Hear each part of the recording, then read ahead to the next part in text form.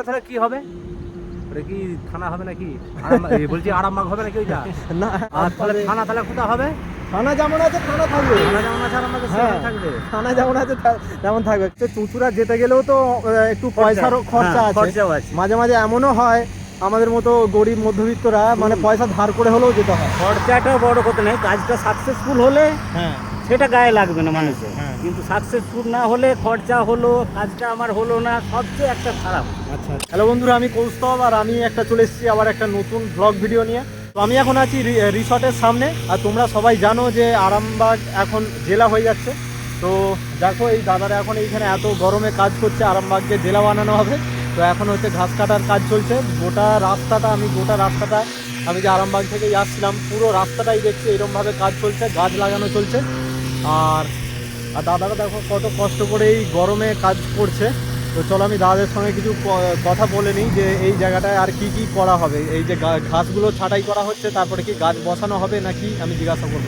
পুরো জঞ্জালের মতো হয়েছিল, আর এখন এই দাদারা ঘাসগুলোকে কেটে পরিষ্কার করছে। তো বলছি দাদা, কোন জায়গায় বাড়ি? হরিণখোলায় বাড়ি তোমার? আচ্ছা, এই ফাঁকা জায়গাগুলোয় নতুন করে গাছ বসানো হবে, তাই তো? নতুন করে গাছ বসানো হবে। তো অনেক কষ্ট হচ্ছে তো, এত পুরো ডান্ডা রোদে পুরো তোমরা। আমি সকালেও যখন গেলাম আমি দেখে গেছি, আবার এখনো দেখছি পুরো কন্টিনিউ রোদে আছো। রোদে থাকতে হবে, কিছু করার নেই, আমাদের ডিউটি বাই ডিউটি করতে হবে। তো আচ্ছা, এখন হচ্ছে আমাদের আরামবাগ যে মহকুমা, আমাদের তো মহকুমা আরামবাগ, তো মহকুমা আরামবাগ আমাদের কিন্তু জেলায় পরিণত হয়ে যাবে। তো আমি বলছি আরামবাগ জেলা হয়ে গেলে কী কী উপকার আছে, মানে উপকার তো আছে। আমরা যেমন সরকারি কাগজপত্র কোনো কিছু যদি সমস্যা হয় আর হয় চুঁচুড়ায় যেতে হয়, তাই তো? এখানে হয়ে যাবে, সেটা এখানে সব কিছু হয়ে যাবে। মানে কি, মানে ভালো লাগছে না ভালো লাগছে? হ্যাঁ, ভালো লাগছে। জেলা হয়ে যাবে, উন্নত হবে, রাস্তাঘাট আরো উন্নতি হবে, তাই তো? ভাইকে জিজ্ঞাসা করবো, দাদা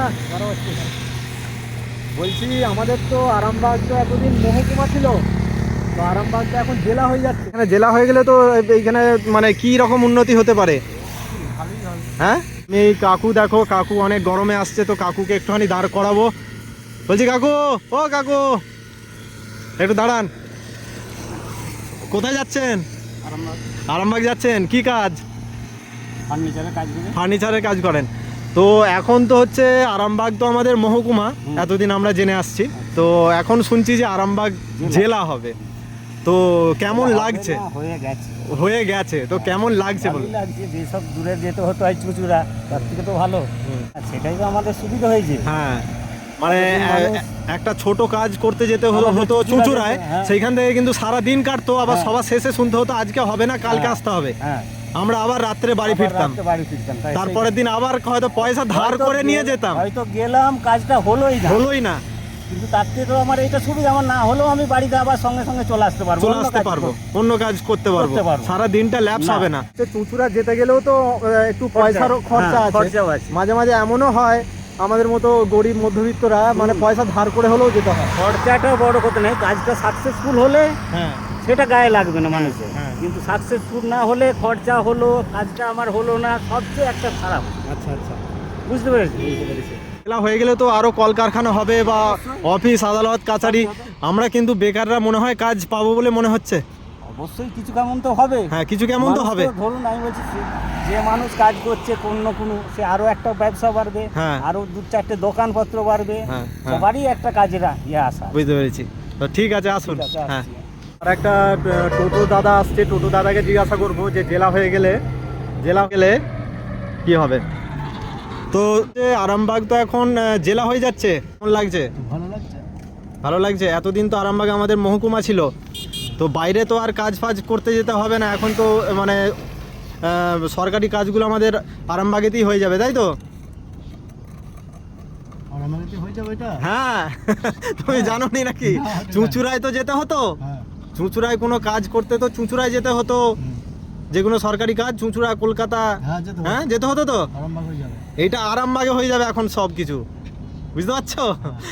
কাকা হচ্ছে ব্যাপারটা জানে যে আরামবাগ জেলা হয়ে যাচ্ছে, কিন্তু কি উপকারটা হবে সেটা কিন্তু কাকা জানে না। এখানে আরো কলকারখানা হবে, রাস্তাঘাট হবে, হ্যাঁ, অফিস কাছারি হবে, মানুষ কাজ পাবে, বুঝতে পেরেছো?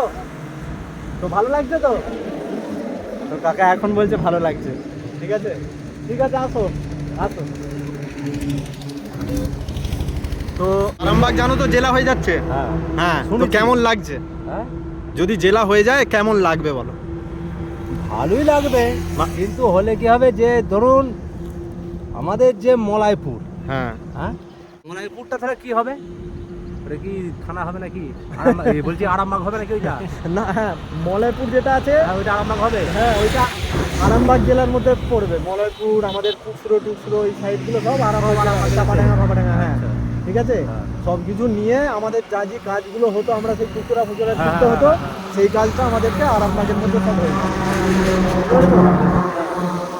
কতদূর আর যেতে হবে না, কতদূর আর যেতে হবে না। তারপরে এইখানে ওইটা হবে মানে কত রকমের অফিস কাছারি হবে, মানুষ আর তাহলে থানা তাহলে কোথায় হবে? থানা যেমন আছে থানা থাকবে, থানা যেমন আছে আরামবাগে সেখানে থাকবে। থানা যেমন আছে তেমন থাকবে, খালি আমাদের আরামবাগটা ওইখানের অফিস কাছারি তুলে এনে আরামবাগে নিয়ে চলে আরামবাগে। ঠিক আছে, কেমন লাগছে তাহলে এটা শুনে? না তবু অনেক সেফ হবে, অনেক সেভ হবে, তাই তো? দূর ঝামেলার দিকে তারপরে জমি ফমি রেস্টালি করতে, হ্যাঁ। হ্যাঁ সব, হ্যাঁ, তারপরে গাড়ির কাগজপত্র করতে হ্যাঁ, এইগুলো সুবিধা হবে। এইগুলো হচ্ছে ঘরের কাছে না, ঘরের কাছে। আর এইখানে কাজ করতে এসেও হয়তো কাজে এলাম আরামবাগে, যদি নাও হয় কোনো লাগবে না যে আমাদের কাছেই এইখানে, মানে আমাদের এইখানেই হচ্ছে, মানে যেমন চুঁচুড়া থেকে ফিরে আসতে হতো, হ্যাঁ সেটা কিন্তু আফসোস বোধটা হবে না। না না আজকে হবে না কালকে হবে। আজকে হবে না কালকে হবে। তো এইরকম ব্যাপার। তো বন্ধুরা, এইরকমভাবে আমাদের প্রচুর কষ্ট হতো, গাড়ির কাগজপত্র বলুন, জমি হচ্ছে মানে রেজিস্ট্রি করতে বা সমস্ত কিছু, এই সব দলিলপত্র সমস্ত কিছু আমাদেরকে চুঁচুড়ায় যেতে হতো। তো এখন এরপর থেকে আশা করছি আমাদের আরামবাগে বলছে যে আরামবাগ জেলা হয়ে যাবে। এখন দেখা যাক কি হয়, হয়ে গেলে সবারই উপকার হবে। তো এই হচ্ছে ব্যাপার, আর কিছু বলার নাই। বন্ধুরা, আরামবাগ জেলা হয়ে যাচ্ছে, খুবই ভালো লাগছে শুনে খবরটা দেখে। তো এটা আমার তরফ থেকে আমি একটা কথাই বলবো, আগে আরামবাগটাকে পরিষ্কার পরিচ্ছন্ন করুন, আরামবাগে যত ময়লা আবর্জনা আছে সেইগুলোকে সাফা করুন, তারপর জেলা বানাবেন। আর তা না করেই ময়লার উপরে যেন জেলা বানিয়ে দেবেন না, তাহলে ময়লাটা নিচেই রয়ে যাবে। ময়লাটা অবশ্যই আগে পরিষ্কার করে, যেখানে যা আছে সব আবর্জনা পরিষ্কার করে তারপর আপনি জেলা করুন। তো এটাই আমি বলবো। তো 2-4টে লোকের সঙ্গেও কথা বললাম, তাদেরও মানে ভালো লাগছে। তো আজকের মতো এখানেই শেষ করছি। আমার চ্যানেলে যারা নতুন আছো চ্যানেলটাকে ফলো করো, এরকম ভিডিও তোমরা দেখতে পাবে। তো চলো, টাটা, বাই বাই।